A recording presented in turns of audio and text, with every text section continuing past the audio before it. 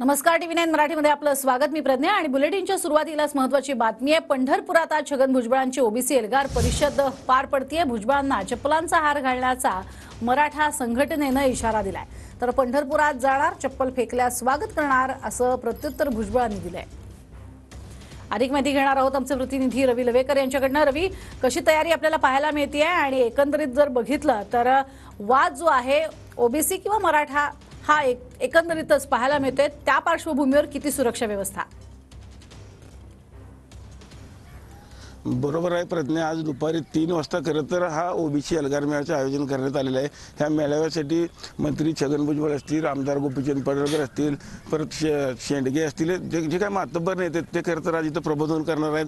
त्यासाठी पंढरपूर येथील टिळक स्मारक मैदानाची खरं तर निवड करण्यात आलेली आहे. राज्यात जर आपण बघितलं तर मोठे ग्राउंड होते, मात्र आज पंढरपूरमध्ये जर बघितलं तर सर्वात लहान असं ग्राउंड खरं तर सिलेक्ट करण्यात आलेलं आहे. जवळपास तालुक्यातून एक 5 ते 10 हजार मेळाव्याकरता लोक येतील असं सांगण्यात आलेलं आहे. मात्र आपण जर बघितलं तर मराठा समाजाने देखील छगन भुजबळांना इशारा देण्यात आलेला आहे की राज्यामध्ये मनोज जरांगे यांच्या विरोधामध्ये कायमस्वरूपी छगन भुजबळांनी वक्तव्य केलं होतं.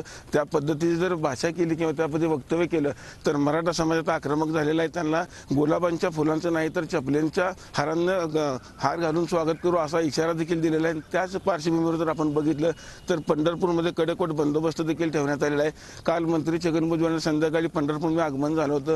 रेस्ट हाऊसवरती असताना संपूर्ण रेस्ट हाऊसवरला छावणीचं स्वरूप प्राप्त झालं होतं. आपण जर बघितलं तर पंढरपूरमध्ये देखील पोलिसांनी चोख असा बंदोबस्त ठेवलेला आहे. एकंदरीत 3 वाजता आता छगन भुजबळ काय बोलणार याकडे संपूर्ण राज्याचं आता लक्ष लागून राहिलेलं आहे. प्रज्ञा, तुमचा धन्यवाद. या संपूर्ण माहितीसाठी वेळोवेळी अपडेट तुमच्याकडनं घेत राहणारच आहोत. मात्र छगन भुजबळ यांनी आज नेमकी काय प्रतिक्रिया दिली आहे तीही पाहूयात.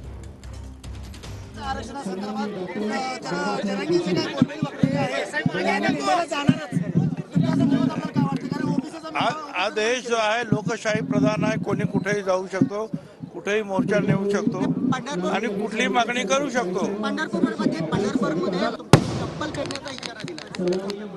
हरकत नाही, मी त्याचं स्वागत करेन.